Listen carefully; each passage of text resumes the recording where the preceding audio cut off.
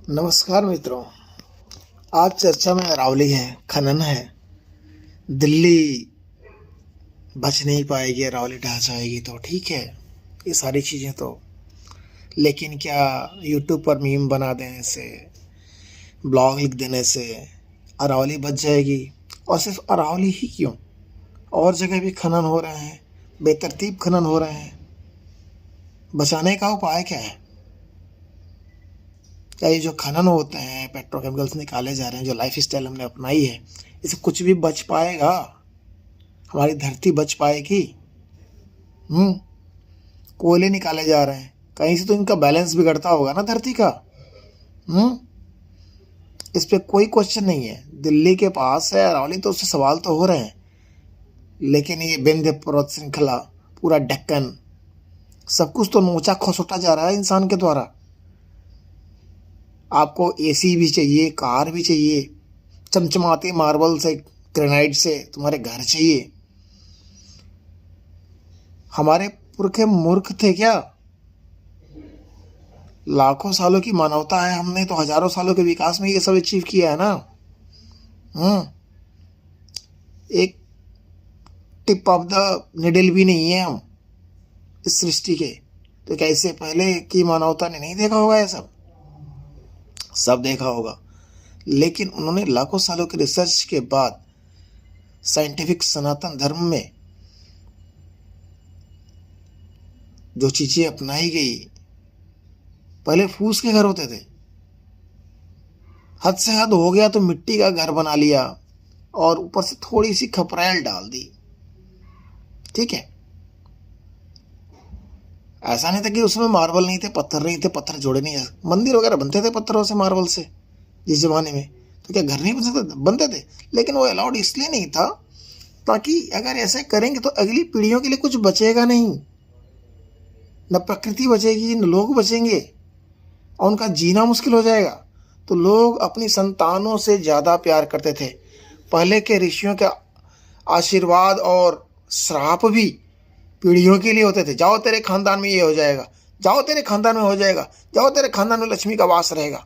तो लोग अपनी पीढ़ियों से प्यार करते थे, अपनी जनरेशन से प्यार कर, क्योंकि एक शरीर की सीमा है अमरता की। लेकिन डीएनए को अगर इमॉर्टल करना है तो आपकी पीढ़ियों का कंटिन्यूएशन जरूरी है। तो फिर लोग अपनी पीढ़ियों से प्यार अपने से प्यार के बराबर समझते थे, और उनकी सुरक्षा के लिए इन चीज़ों का परित्याग किए, इन लग्जरीज का परित्याग किए। मार्बल नहीं चाहिए आपको, पेट्रोल से चलने वाली गाड़ियाँ, ये सारी चीज़ें लोगों ने अवॉइड किया। ऐसा नहीं था कि पता नहीं था, अब पता नहीं चल पाता था। सारी चीज़ें, सारे साइंस ऐसे दिव्यास्त्र थे, सब कुछ पता था।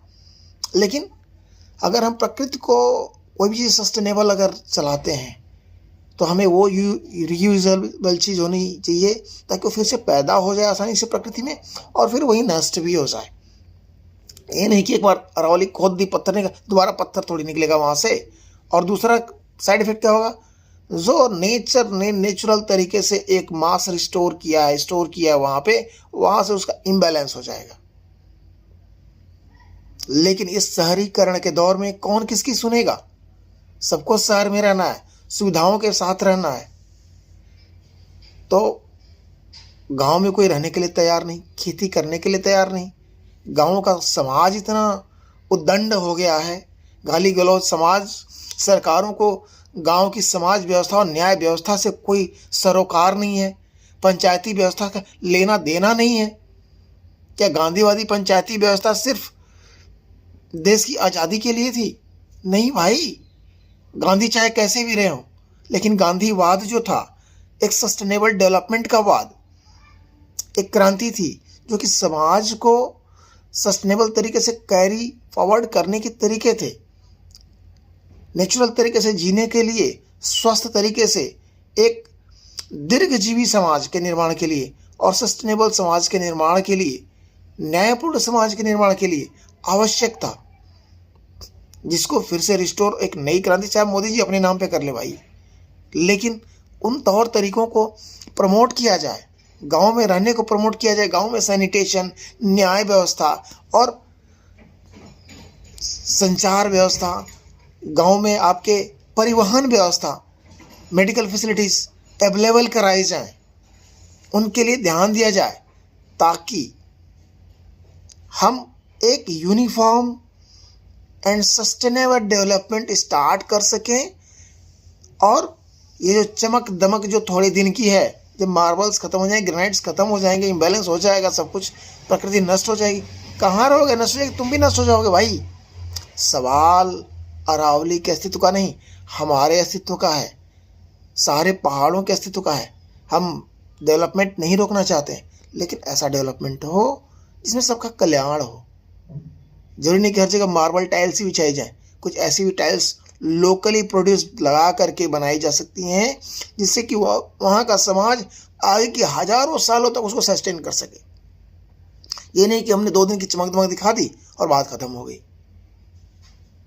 जैसे मान लीजिए कि टाइल्स को राजस्थान में कर रहे हैं, ठीक है, ये हर जगह मैदानी इलाकों के भी रेलवे स्टेशन पे मकराना के टाइल्स लगा दिए, मार्बल लगा दिए, क्या मतलब है भाई? आप वहाँ से लोकली प्रोड्यूस कुछ टाइल्स लगाइए, ताकि वो आने वाले हजारों सालों तक उसको कंटिन्यू कर सके। एक बार वो खत्म हो जाएगा, दोबारा कौन तोड़ के लाएगा? और टाइल्स खत्म हो जाए, खदानें खत्म हो, फिर कौन लाएगा भाई? कहाँ से आएगा? तो कुछ ऐसा चीज़ बनाइए जो कंटिन्यू रह सके हजारों सालों तक। इस विचार के साथ अगर करें तो थोड़ा ठीक है।